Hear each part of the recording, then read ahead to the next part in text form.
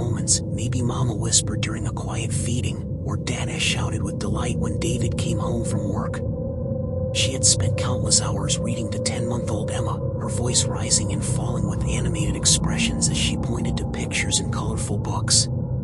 Every ba and mama from Emma's lips had filled Sarah with hope that the real words were coming soon. Sarah and David had tried for 3 years to have a baby before Emma arrived. Those years of heartbreak, failed attempts, and medical appointments had made Emma feel like a miracle. When she was finally born on a snowy January morning, with a head full of dark hair and eyes that seemed to take in everything around her, Sarah felt like her life had finally begun. David, a quiet man who worked as an accountant, had surprised everyone by becoming completely devoted to fatherhood. He would spend hours just watching Emma sleep, marveling at her tiny fingers and the peaceful expressions that crossed her face. Their house on Maple Street had been chosen specifically with Emma in mind.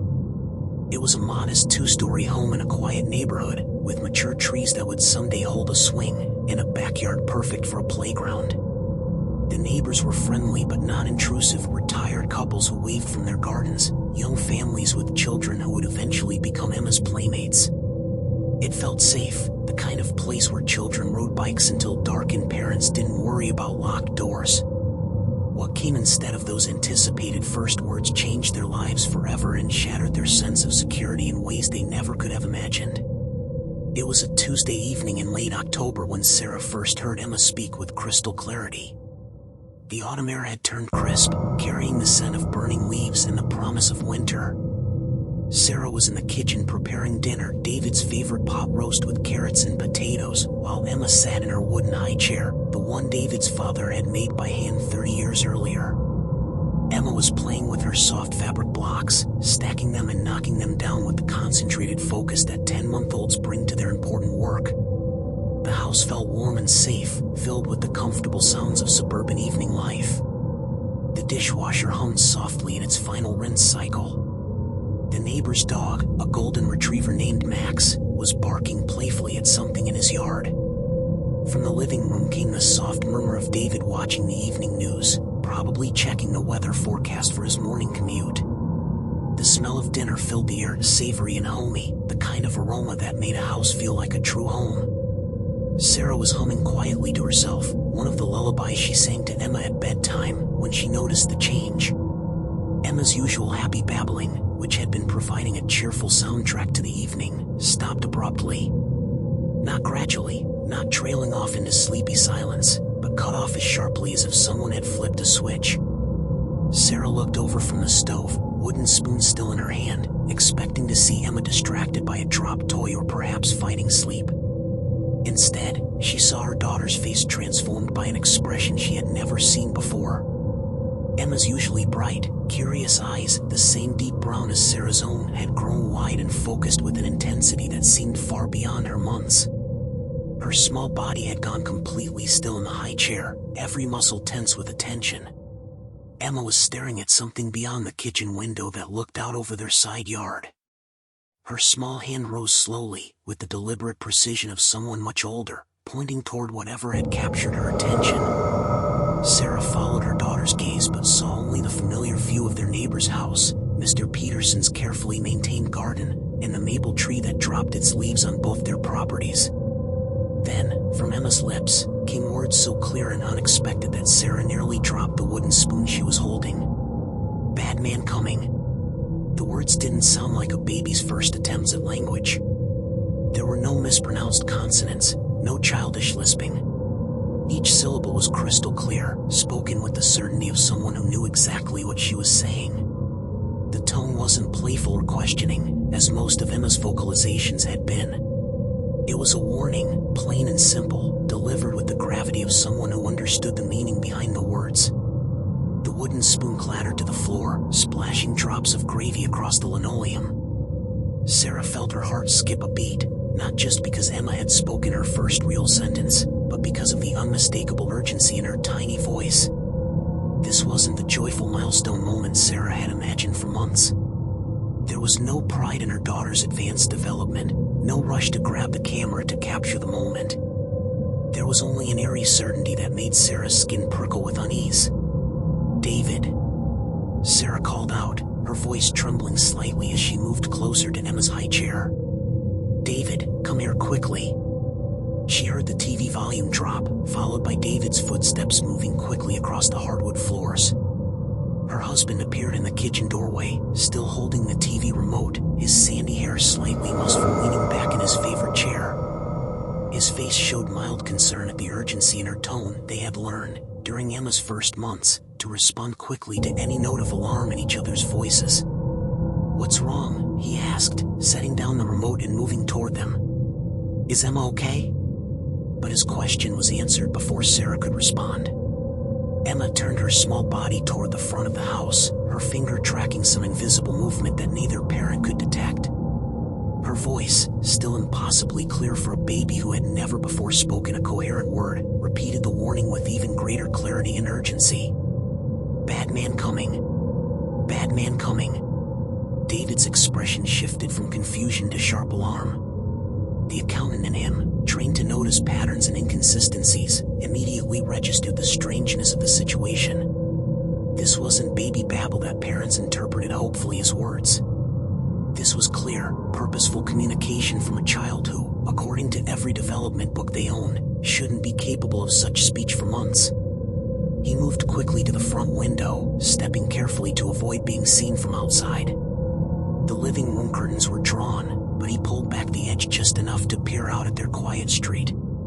Everything appeared normal, almost boringly so. Cars were parked in their usual spots along the curb. The streetlights had just begun to flicker on in the gathering dusk, creating pools of warm light along the sidewalk. Children's bicycles lay scattered on the front lawn of the house across the street, and Mrs. Henderson, their elderly neighbor, was watering her flower beds as she did every evening around this time. "I don't see anything," David whispered, but even as he spoke the words, he found himself stepping back from the window. Something about Emma's intensity, the absolute certainty in her voice, made him take her warning seriously despite its impossible source. He had always trusted his daughter's instincts, even when they seemed to be telling him when she was hungry or needed a diaper change. This felt like an extension of that same communication, but magnified into something far more serious. That's when they saw the figure.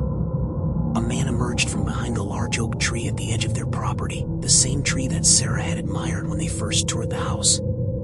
He moved with the calculated stealth of someone who had practiced being invisible, each step placed carefully to avoid making noise on the fallen leaves. He was dressed in dark clothing, black jeans, and a dark jacket that helped him blend into the shadows between the streetlights. Even from their window, David could see that the man was studying their house with the focused attention of someone planning something specific. The stranger wasn't just walking past their property or taking a casual evening stroll. He moved along their fence line with purpose, pausing to examine their backyard gate, testing it quietly with his hand to see if it was latched properly. He studied their windows, counting them, noting which ones had lights behind them. He looked at their driveway, taking note of both cars being home, then glanced at his watch as if timing something important. Emma's pointing finger followed the man's movement with uncanny precision, her voice growing more agitated as he came closer to the house. "Bad man. Bad man coming." Sarah's hands began to shake as the reality of the situation hit her with full force. Her 10-month-old daughter had somehow detected a potential intruder before either parent had any awareness of the danger. It defied everything she knew about child development, everything she understood about how the world worked. Babies Emma's age were supposed to be learning to pull themselves up to standing, maybe taking their first wobbling steps while holding onto furniture. They might be starting to say mama and dada, but they weren't supposed to be serving as early warning systems for family safety. The implications crashed over Sarah in waves. If Emma could sense this man's presence and malicious intent, what else had she been trying to communicate during all those months of babbling? Had there been other warnings they had missed, other dangers they had dismissed as meaningless baby sounds? David immediately reached for his phone, dialing 911 while keeping his eyes fixed on the stranger outside. His voice was low and controlled as he explained the situation to the dispatcher, though he found himself struggling to describe exactly how they had become aware of the intruder. "My daughter, she warned us," he said, knowing how strange it sounded but unable to explain it any other way. The man outside seemed to sense something had changed. Perhaps he noticed the shift in the house's atmosphere, the way the evening routine had been disrupted, or maybe he caught a glimpse of movement at their window.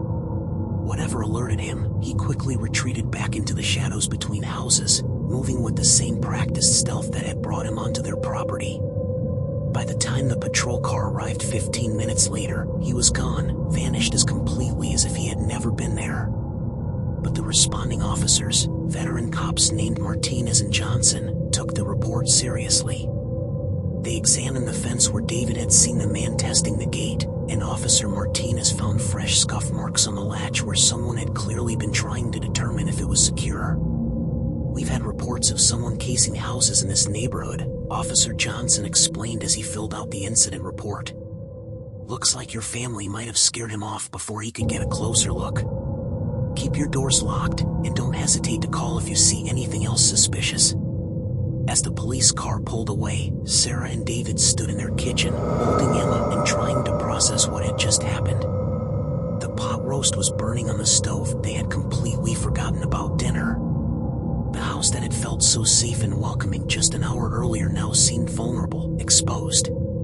But most unsettling of all was the way Emma had returned to her normal baby behavior, playing with her blocks and babbling in her usual incomprehensible language, as if she hadn't just demonstrated an ability that should have been impossible. Maybe it was just coincidence, David said that night as they lay in bed, both of them listening to every creak and settling sound the house made. Maybe she was just making sounds, and we interpreted them as words because of the timing. But even as he said it, they both knew he was wrong. Emma's words had been too clear, too specific, too perfectly timed with the appearance of the stranger. There had been no mistaking the warning in her voice or the accuracy of her pointing. What happened that night might have been dismissed as parental imagination or a strange coincidence, but Emma's warnings didn't stop. Over the following days and weeks, her behavior became a source of both wonder and deep unease for her parents. She would suddenly stop whatever she was doing, playing with toys, eating her mashed carrots, or drowsing in her crib, and focus intently on doors, windows, or specific areas of their yard with that same unnaturally serious expression. "Bad man," she would say, pointing with remarkable accuracy toward threats that her parents couldn't yet see.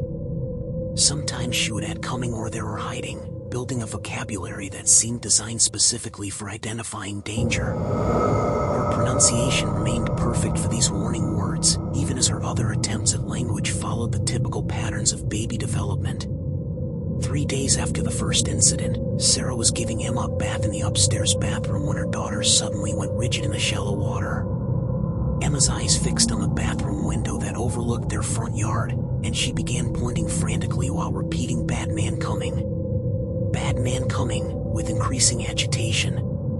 Sarah wrapped Emma in a towel and carefully peered out the window. At first, she saw nothing unusual, just their peaceful suburban street in the late afternoon sunlight. But then she noticed a man walking very slowly along the sidewalk, pausing in front of each house to study it carefully. He carried a clipboard, which might have made him appear legitimate, but something about his behavior set off alarm bells in Sarah's mind. He wasn't just looking at house numbers or checking addresses. He was examining each property with the thoroughness of someone conducting surveillance. When the man reached their house, he stopped for much longer than he had at the others. He made notes on his clipboard while studying their windows, their cars in the driveway, the placement of their security light. He even walked partway up their driveway, pretending to check something on his papers while getting a closer look at their front door. Emma's warnings continued throughout his inspection, her small voice growing more urgent as the man lingered near their property. Only when he finally moved on to the next house did Emma calm down, returning to her normal happy demeanor as if nothing had happened. This time, Sarah called the police immediately.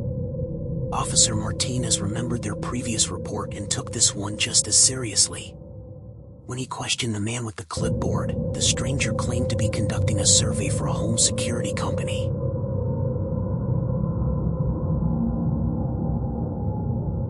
But he couldn't provide proper identification or explain why his survey involved such detailed examination of individual properties. The officer sent him on his way with a warning, but the incident was added to their growing file. At first, David and Sarah thought Emma's behavior might be a phase, perhaps triggered by the stress and heightened awareness they had unconsciously transmitted during that first incident. Children were sensitive to their parents' emotions, and maybe Emma was simply reflecting their increased anxiety about home security. But as the days passed, Emma's warnings proved disturbingly accurate with a consistency that couldn't be explained by coincidence or parental projection. When she pointed at the kitchen window and said "bad man" there, they would later discover footprints in the flower bed below, fresh impressions in the soil that hadn't been there the day before. When she became agitated and pointed toward the front door while saying "bad man coming," they would soon hear the doorbell ring and find solicitors or strangers on their doorstep, people whose stories didn't quite add up, whose reasons for being in the neighborhood seemed suspicious when questioned more closely. One afternoon, Emma warned them about a repairman who claimed their neighbors had sent him to check for electrical problems. When David called the neighbors to verify, they knew nothing about any electrical work. The man quickly left when confronted, but not before they got his license plate number and a good look at his face. Another time, Emma's warnings led them to discover that someone had been testing their basement window, leaving small tool marks around the latch where they had tried to see if it could be opened from outside. The police found similar marks on houses throughout the neighborhood, evidence of someone systematically checking for easy entry points. Each incident added another layer to their growing unease. Their home, once a sanctuary of peace and happiness, began to feel like a fortress under siege. They installed additional locks, bought a security system, and started leaving lights on even when they were home. But the most disturbing part wasn't the threats themselves, it was watching their 10-month-old daughter serve as the family's early warning system, carrying a burden that no baby should have to bear. The most unsettling incident occurred on a rainy Thursday afternoon in early November. Sarah was folding laundry in the living room, sorting tiny clothes and blankets while Emma played on her favorite blanket nearby. The house was quiet except for the gentle patter of rain against the windows and the soft sounds of Emma's toys, the rattle of plastic rings, the squeak of her favorite rubber duck, the rustle of her cloth books. It was the kind of peaceful domestic moment that Sarah had dreamed of during all those years of trying to have a baby. The air smelled like the lavender fabric softener she used on Emma's clothes, mixed with the clean scent of rain. The living room was warm and cozy, filled with the accumulation of baby gear that had slowly taken over their once adult space, bouncy seats and play mats, baskets of toys and stacks of board books. Suddenly, Emma sat up straight on her blanket, her entire body going still in that way that had become all too familiar. Her attention was laser-focused on the large picture window that faced their backyard, and Sarah felt her stomach drop even before Emma spoke. "Bad man hiding," she said with that same eerie clarity, pointing toward the back corner of their property where thick evergreen bushes created shadows even in daylight. Sarah's blood ran cold. She couldn't see anything through the rain-streaked glass, but Emma's track record had been perfect so far. Every warning, every pointed finger, every urgent repetition of "bad man" had led to the discovery of some genuine threat.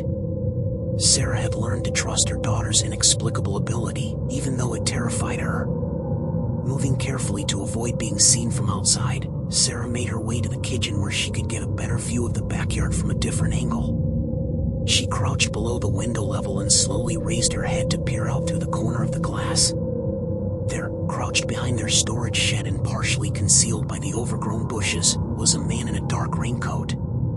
He was holding something in his hands, and as Sarah's eyes adjusted to the dim light, she realized with a shock of pure fear that it was a pair of binoculars.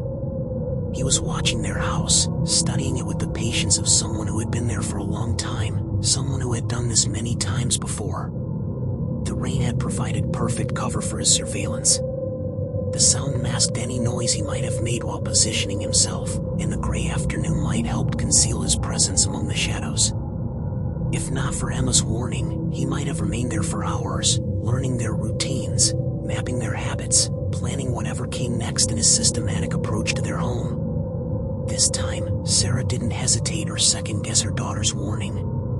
She called 911 immediately while David rushed to Emma, scooping her up and moving her away from any windows where she might be visible to the watcher outside. Sarah's voice shook as she explained the situation to the dispatcher, but she spoke with the confidence of someone who had learned to trust the impossible. "There's a man hiding behind our shed, watching our house with binoculars," she said. "My daughter warned us he was there." "I know how that sounds, but she's been right every time before. Please send someone quickly." The police arrived within minutes, but the man had vanished again, melting away into the network of backyards and side streets that connected their neighborhood. He left behind only boot prints in the muddy ground behind their shed and the terrifying knowledge that someone was systematically observing their family with professional patience. Detective Maria Rodriguez, who responded to the call, was initially skeptical about Emma's role in detecting the intruder. She was a 15-year veteran of the force, someone who had seen enough strange cases to keep an open mind, but a 10-month-old baby serving as a security system was beyond even her broad experience.